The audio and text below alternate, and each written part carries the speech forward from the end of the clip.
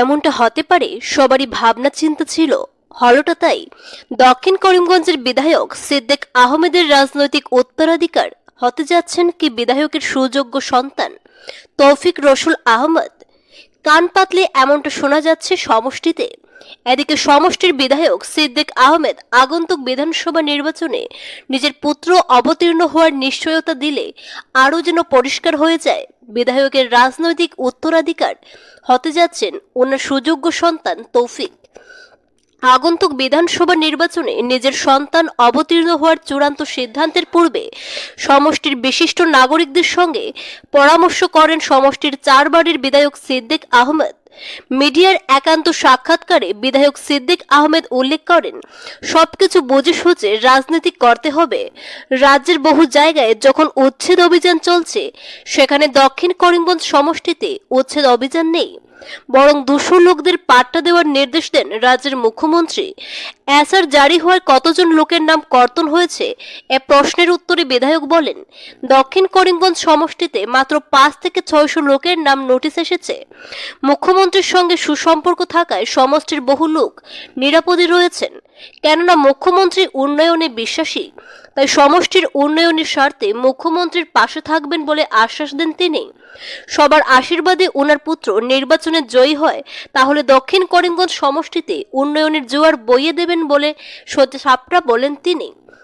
উল্লেখ্য, দুরারোগ্য রোগে আক্রান্ত হওয়ায় এবারকার বিধানসভা নির্বাচনে বিধায়ক সিদ্দিক আহমেদ অবতীর্ণ না হওয়ার সিদ্ধান্ত নেওয়ায় তার স্থলে ওনার পুত্র নির্বাচনে অবতীর্ণ হচ্ছেন অগপ দলের হয়ে।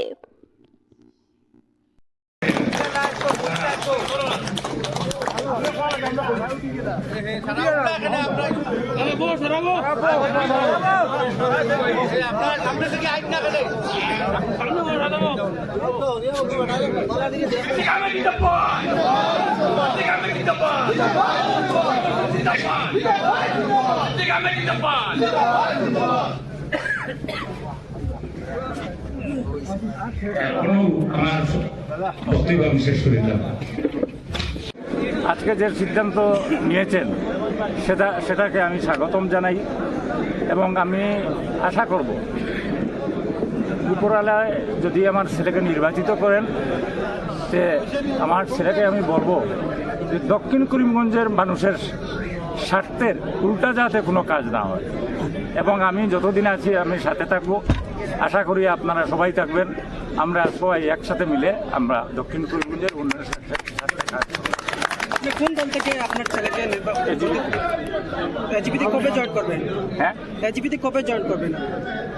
আমি এবার গুয়াহাটিতে যাবার পরে এখন কেউ দল এখনও জয়েন করেনি, যারা বিজেপিতে যোগদান করেছে তারাও করেনি। সুতরাং আমি সেখানে গিয়ে মুখ্যমন্ত্রীর সাথে, মাননীয় মুখ্যমন্ত্রীর সাথে ধর্মের নামে, জাতির নামে, ভাষার নাম করে লোকদের মধ্যে চলছে বিভাজন। বর্তমানে হাহাকার পরিস্থিতির সৃষ্টি হয়েছে সমগ্র ভারত জুড়ে। লোকেরা এখন পশুর সামনে যেতে ভয় করে না, যেমন বিজেপির সামনে যেতে। অনেকেই ভয়ে মুখ খুলতে পারছেন না, উপলব্ধি করতে পারছেন। এআইটিইউসির অন্তর্ভুক্ত সারা আসাম নির্মাণ সমিতি করিমগঞ্জ জেলা আয়োজিত সংগঠনের 7ম বার্ষিক সম্মেলনে এভাবে সাংবাদিকদের সামনে মন্তব্য করেন বিশিষ্ট নেতা চন্দন চক্রবর্তী। তিনি এও বলেন, রাজ্যের মুখ্যমন্ত্রী একজন সাংবিধানিক পদে অধিষ্ঠিত হওয়া সত্ত্বেও মিয়াদের বিরুদ্ধে যেভাবে অনৈতিক মন্তব্য করে যাচ্ছেন তা ওনার মুখে খাটাচ্ছে না। এসআর নাম করে প্রকৃত ভোটারের নাম কর্তনের প্রচেষ্টা চলছে, তা অতি দুর্ভাগ্যজনক বলে মন্তব্য করেন তিনি। এগুলো সমস্যা নিয়ে আলোচনা করতে সংগঠনের জেলা সম্মেলনের আয়োজন করা হয়েছে। সবাইকে এক হয়ে আগামীতে পথ চলার আহ্বান জানান চন্দনবাবু। সংগঠনের রাজ্যিক সম্পাদক ফণীধর দাস নির্মাণ শ্রমিকদের সমস্যার বিভিন্ন দিক নিয়ে আলোকপাত করেন। সম্মেলনে দূর দূরান্ত থেকে অনেক কর্মকর্তারা এসে সামিল হন। বিভিন্ন সিদ্ধান্ত নেওয়া হয় সম্মেলন থেকে। সাম্প্রদায়িক বিন্যাসে বিন্যস্ত করছেন, এটা অত্যন্ত দুর্ভাগ্যজনক। গণতন্ত্রের পক্ষে, ভারতবর্ষের সংবিধানের পক্ষে, দেশের মূল্যবোধের পক্ষে, মানবিক বিচারবোধের পক্ষে এবং আমরা সকল শ্রমিক কর্ম খেটে খাওয়া মানুষের পক্ষে। আমরা ভাতৃত্ববোধ হারাতে বসছি, সুতরাং এই পরিবেশকে নিন্দা জানানো ছাড়া কোনো উপায় নেই। আমি নিন্দা জানাই এই সম্মেলন থেকে আসামের মুখ্যমন্ত্রীর এই ধরনের উগ্র উন্মাদ সুলভ যে আচরণ, যে বক্তব্য, এটা যেন উনি পরিহার করেন, এটা যেন উনি বন্ধ করেন। আজকে এআইটিউসি অ্যাফিলিয়েটেড নির্মাণ সমিতি, অল ইন্ডিয়া নির্মাণ সমিতি, আসাম রাজ্য কমিটি পক্ষ থেকে এখানে সম্পাদক ফণিদাস মহাশয় আছেন, অর্থাৎ করিমগঞ্জ জেলা সম্মেলন আজকে অনুষ্ঠিত হচ্ছে। এই নির্মাণ সমিতি প্রতি 3 বছর পর পর সম্মেলন অনুষ্ঠিত হয়ে থাকে। 7ম জেলা সম্মেলন আজকে করিমগঞ্জে হচ্ছে। এই সম্মেলনে আমরা আগামী দিনে আরো কিছু সিদ্ধান্ত, আগামী 3 বছরে আমরা কিছু সিদ্ধান্ত নেব, যাতে এই সংগঠনকে আরো অনেক উপরে নিয়ে যাওয়া যায়। আজকের এই সম্মেলনে সমালোচনা এবং আত্মসমালোচনার মাধ্যমে একটা পরিপূর্ণ প্রতিবেদন তৈরি হবে, সেই অনুরূপরেখা তৈরি হবে। সেই অনুযায়ী আগামী 3 বছর এই সংগঠনকে আরও গঠনমূলক কাজের মাধ্যমে যাতে কাজ করা যায়। তো আজকে এমন এক দিনে সম্মেলন অনুষ্ঠিত হচ্ছে যখন ধর্মের নামে, জাতের নামে, ভাষার নামে আজকে মানুষের মধ্যে বিভাজন তৈরি করা হচ্ছে। সমস্ত ভারতবর্ষ জুড়ে এক হাহাকার তৈরি হয়েছে। মানুষ জঙ্গলে পশুর সামনে যেতে ভয় পায় না, বিজেপির রাজ্যতে যেতে ভয় পায়। আজকে আসাম রাজ্যের কথাই যদি দেখেন, যেখানে আসামের মুখ্যমন্ত্রী আজকে প্রকাশ্যে তিনি বলছেন যে না, এখানে মিয়াদের থাকার অধিকার নেই, মিয়াদেরকে যে কোনোভাবে তোমরা লাঞ্ছিত করো, তারা যাতে এখানে সহ্য করতে না পেরে আসাম ছেড়ে চলে যায়। একজন নির্বাচিত মুখ্যমন্ত্রী এই ধরনের কথা বলছেন। সমস্ত ভারতবর্ষের দিকে থাকলে দেখা যায় আজকে ইডি, সিবিআই থেকে শুরু করে আজকে বিভিন্ন মহলে আজকে এমন কি যে বিচার সংবিধানকে তারা মানছেন না, এমন অবস্থায় আজকে আছে ভারতবর্ষ। ভারতবর্ষ জাতের নামে, ভাষার নামে আজকে বিভাজন তৈরি করার একটা প্রচেষ্টা চলছে। এসআইআর এই নিয়ে আমরা বিহারের থেকে আমাদের একটা অভিজ্ঞতা অর্জন হয়েছে, পশ্চিমবঙ্গে চলছে। আমার আসামেও নির্দিষ্টভাবে কিছু লোকের ভোট কর্তন করে এই শ্রীভূমিতে একজন বিএলওকে সাসপেন্ড করে দেওয়া হয়েছে, এমনও আছে নিদর্শন। তো আজকে এর সাথে শ্রমিকদের ওতপ্রোতভাবে সম্পর্ক আছে। যারা দিন আনছেন, দিন খাচ্ছেন, আজকে সেই শ্রমিকদের সর্বনিম্ন যে মজুরি, আজকে দেখুন কেরলে কমিউনিস্ট পার্টি পরিচালিত সরকার, সেইখানে সর্বনিম্ন 700 টাকা করে দেওয়া হয় লেবারদেরকে। এটা আমাদের কাছে গর্বের। আজকে সমস্ত ভারতবর্ষের মধ্যে একটা রাজ্যই কেরল, সেইখানে সরকার ঘোষণা করেছেন দরিদ্র সীমার উপরে সবাই, দরিদ্র সীমার নিচে কেউ নেই। কাজের অধিকার তাদের মৌলিক অধিকার, সেখানে কাজ, তার সেই মৌলিক অধিকারকে খর্ব করা হচ্ছে না। আজকে শ্রমিকের যে অধিকার, তার রুটি রুজির প্রশ্ন, জীবন জীবিকার প্রশ্নে প্রতিনিয়ত লাঞ্ছিত হচ্ছে। শ্রমিকের পকেটের টাকা সরকারের কোষাগারে গচ্ছিত হয়, সেই টাকা সময় মতো তারা পাচ্ছে না। তো আমি খুব সংক্ষেপে আজকে আপনাদের মাধ্যমে এই কথাগুলো বলতে চাইছে, সামনে নির্বাচন এসছে, সেই নির্বাচনে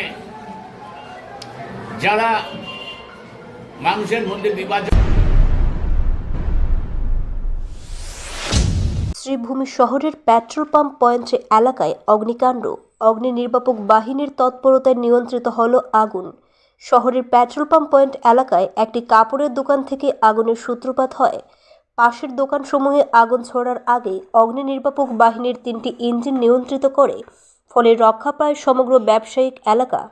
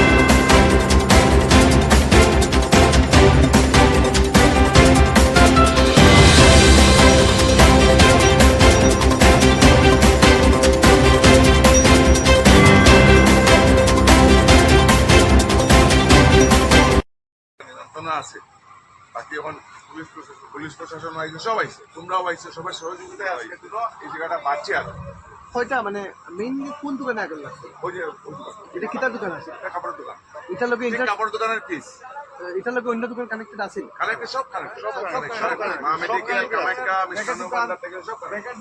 প্রতিটা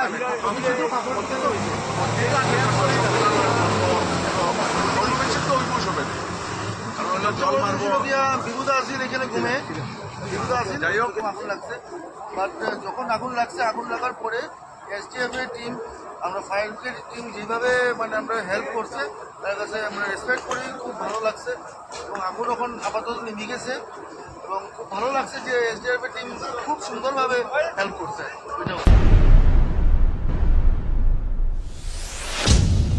আনন্দ সংবাদ, আনন্দ সংবাদ, আনন্দ সংবাদ। আপনারা কি উন্নত ধরনের ঘর তৈরি করছেন? ঘর তৈরিতে ব্যবহৃত নানা সামগ্রী আপনারা কি সুলভ মূল্যে পেতে চাইছেন? তাহলে আপনাদের হাতের কাছে পাওয়ার সুযোগ ঘটতে চলছে। বিশ্বকর্মা অ্যালুমিনিয়াম হাউস, জেলা আয়ুক্তের বাসভবনের উল্টো দিকে, শ্রীভূমি, আসাম। আমাদের যোগাযোগ নাম্বার 9859695842। এখানে স্লাইডিং জানালা বা দরজা, ইউপিভিসি জানালা বা দরজা, false ceiling, 2 style door, texture glazing, aluminium composite panel, polyvinyl chloride ইত্যাদি নানা সামগ্রী পাওয়া যাচ্ছে। তাই সামগ্রীর প্রয়োজন হলে পা রাখুন আমাদের প্রতিষ্ঠানে। গ্রাহকদের সন্তুষ্টি আমাদের প্রাপ্তি। একবার পরখ করে নিন আমাদের প্রতিষ্ঠান থেকে সামগ্রী নিন।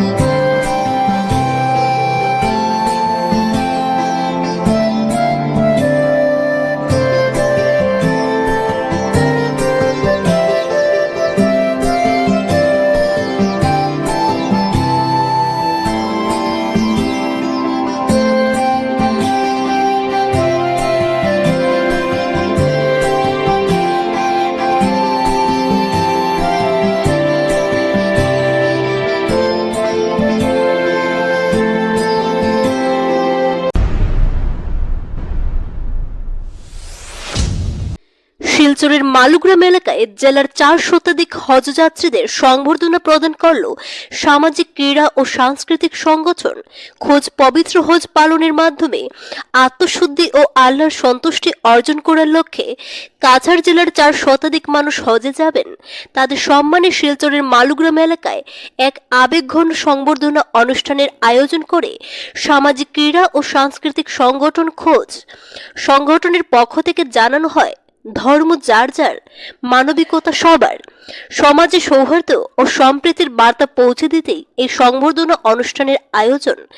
অনুষ্ঠানে বক্তব্য রাখতে গিয়ে হজযাত্রীরা এই সম্মান ও ভালোবাসার জন্য সংগঠন খোঁজের প্রতি কৃতজ্ঞতা প্রকাশ করেন এবং এমন উদ্যোগ সমাজে ঐক্য ও ভ্রাতৃত্ববোধ আরো দৃঢ় করবে বলে মত দেন।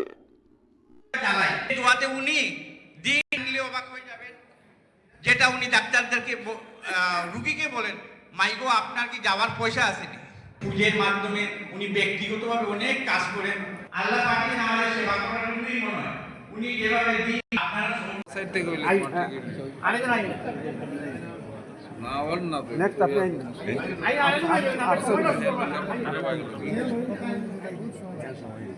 আই দিব ওটা দিন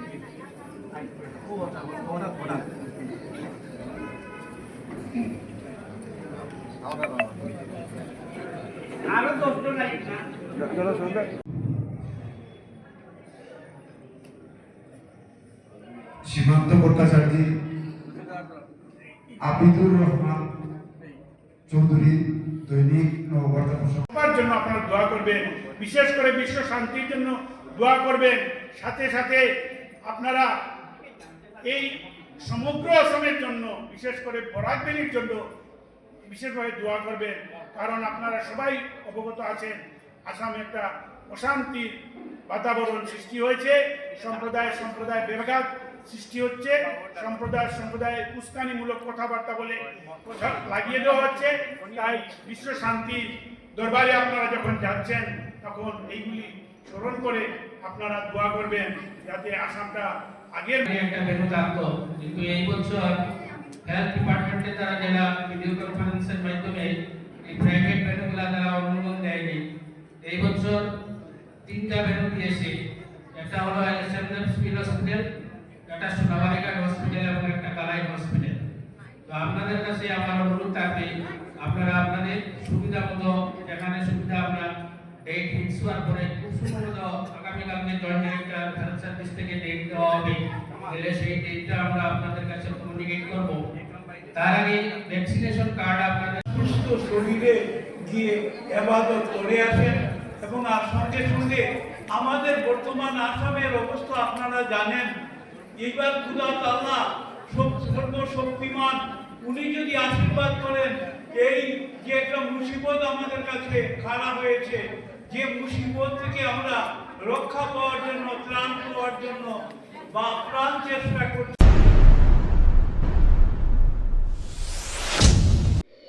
শহর শ্রীভূমির সৌন্দর্য বৃদ্ধায়নে পুরসভার বৃহৎ পদক্ষেপ। শহরের অগ্নি নির্বাপক কার্যালয় সংলগ্ন অনুকূল সাগর স্থিত এলাকায় শিব ঠাকুরের মূর্তি বসানোর সিদ্ধান্ত নেওয়া হয়েছে। প্রায় 12 ফুট উঁচু ফাইবারের শিব মূর্তি সবার আকর্ষণীয় হয়ে উঠবে বলে আশা ব্যক্ত করছেন পৌর কর্তৃপক্ষ।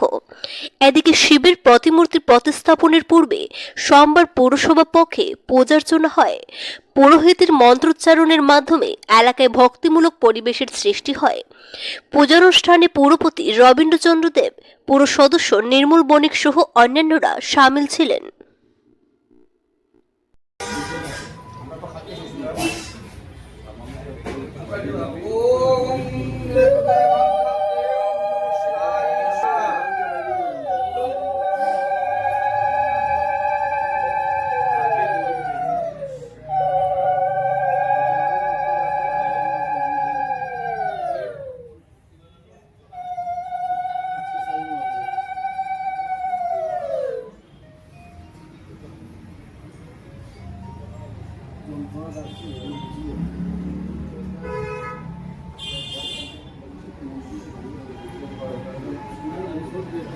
ओम शिव नमो शिवाय शांताय करुणात्रय हे तवे निवेदयामि चात्मानं तं गति परमेश्वर।